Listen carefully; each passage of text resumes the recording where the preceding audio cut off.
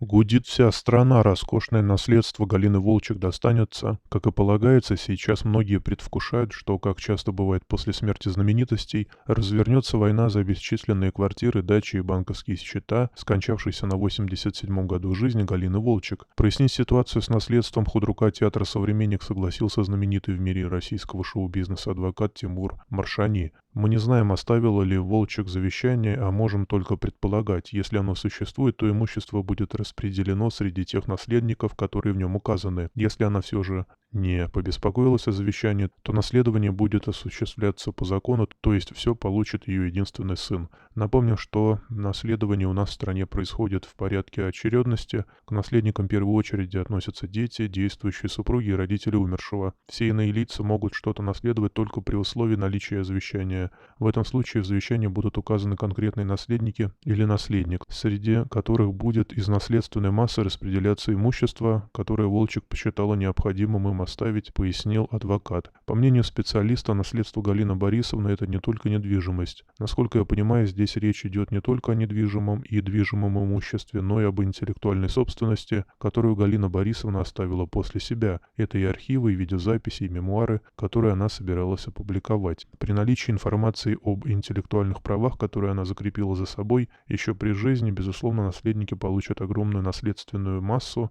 куда помимо материальных активов входят еще нематериальные блага. Наследники смогут это все получить и распределить в случае, если в завещании это было указано. Если же завещание отсутствует, что вполне возможно, наследовать все будет сын. Он останется универсальным правопреемником, то есть к нему в порядке наследования переходят не только права, но и обязанности. В этом случае он будет полностью владеть всей имущественной массой, которую оставила Волчек, а также ее интеллектуальными правами, включающими в себя право на исключительное имя, право на интеллектуальную собственность, право на фирменное наименование. Я думаю, что максимально возможный объем прав и обязанностей перейдет к сыну, так как он является единственным наследником прав своей матери, заключил он.